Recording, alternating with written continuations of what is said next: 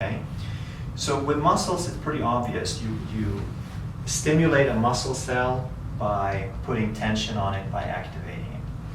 Same thing holds true with bone cells. Osteoporosis is a huge, huge issue for especially the female population. And how do you stimulate a bone cell? Bone cell lives by use it or lose it. How do you use it? What is a bone needed for? It's needed to resist gravity. So you have to put weight on it in a field of gravity. Then the bone has a purpose. If you don't put weight on it in a field of gravity, it has no purpose. And we sit 16 hours a day. Okay? So we especially know this to be true when we look at space travel. Because when you send an astronaut into space and there's no gravity, the body says, well, no gravity. I really don't need bones here. So the rate of loss of bone is about 2% per month in weightlessness. So they send them out into space for 6 to 12 months. They cannot walk when they get back. They are so deconditioned, they have to carry them off. And it takes months or years to recover. So the body is just really smart. It's going to send the resources where it's needed. Same holds true with brain cells. Use it or lose it. So how do you use a brain cell? What does the brain do? What does the brain process? It processes electrical signals. How do you use it? You send an electrical signal. That's it. So your body has all these receptors that converts your environment into electrical signals. So when you see something, that's a vibration of light that hits your eye and your retina, gets converted to an electrical signal that stimulates and that your brain can interpret. Sound is a vibration that hits your eardrum, converted to an electrical signal that you can interpret. Touch, temperature, vibration, all of those are signals. Deformation, vibration, movement that gets converted to electrical signals. So that is how you stimulate the brain. And that's why exercise is so important, because the movement of the body accounts for as much as 80% of all the signals that get to the brain. Muscles and joints in a gravitational field account for 80% of all the signals. And why is that?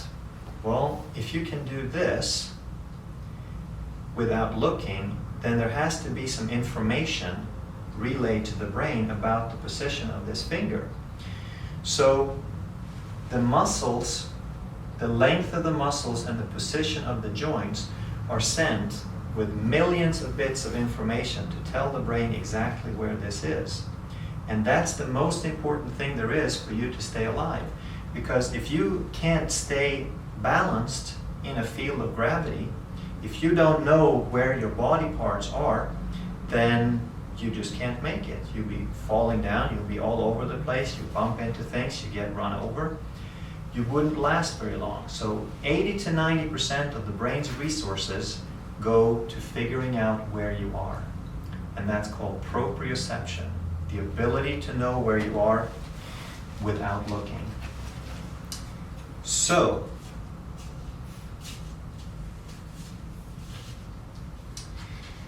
so now we understand. What's that? I'm sorry.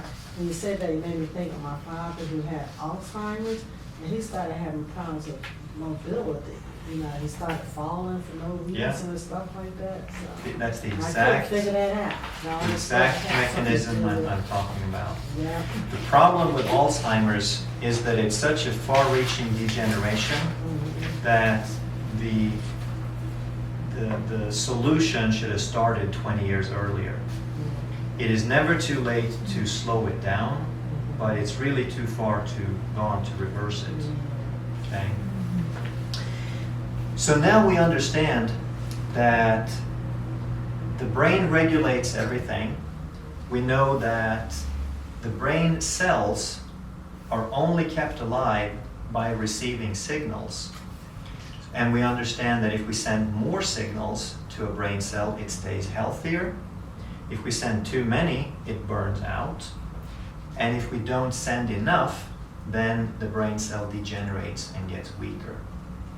So the balance of signals and the amount of signals is what keeps it healthy. Now, we're pulling this together to figure out where does chiropractic come into this. Well, we said that 80 to 90% of the signals come from the muscles and the joints.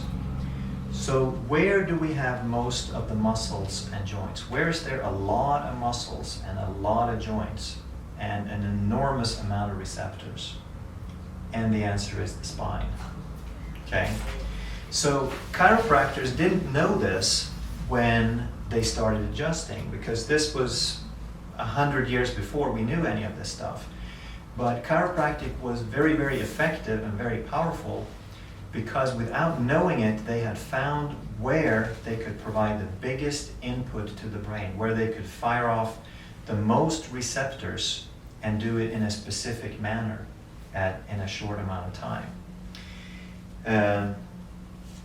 Especially up in the neck, there's an enormous amount of receptor density because we have to know exactly where the head is relative to the horizon, and the head and the eyes have to operate independently of anything that the body is doing. So the amount of processing to keep the head on straight, literally speaking, is astronomical. So that is why chiropractic works. And if you look at, I may have the slide numbers confused, but that little sketch, I think you've all seen it, that shows the adjustment, the brain activity before and after an adjustment. That is the reason that chiropractic works. It interrupts the pattern and it sends powerful signals to the brain. And down below I put pain relief is a bonus. And that's really how it works with everything in the body, that if we can just improve the function, then whatever the symptom was is going to go away. Because the symptom was never the problem in the first place. The symptom was an indication that something wasn't working. And if we can start making it work better, then whatever the perceived problem was is going to go away. All right, so we mentioned how to regain health. We got those steps down. Now, once you have health, how do you maintain it? And I'd like to talk about requirements, that there are certain requirements for health and that you need to meet all the requirements for health. So if you have a plant at home and you're trying to keep it healthy, but the plant is wilting. So what's the first thing that you think of doing for the plant? Water, exactly. So now you give it some water, but it's still not happy. So then what do you think about? Sunshine. Sunlight, exactly. You can't water it in the closet and keep it happy. So now you bring it out in the sunshine and you give it water, and it's still not happy. Now what do you think? Soil. There's something wrong with the soil. It's either not enough nutrients or the soil is toxic. So plants, you can ask a 5-year-old, plants need water, sunshine, and soil. So here's the big question. You have 1 million plants and you try an experiment and you try to keep them a year with 2 out of 3. Okay? You mix them all up and you give some of them sunlight and water and you skip the soil, and some of them you give water and soil and you skip the sunshine, and so on. How many healthy plants will you have after a year? 0. Okay, because plants need water, sunshine, and soil.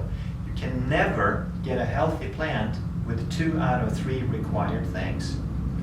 So what do humans need? Humans have requirements of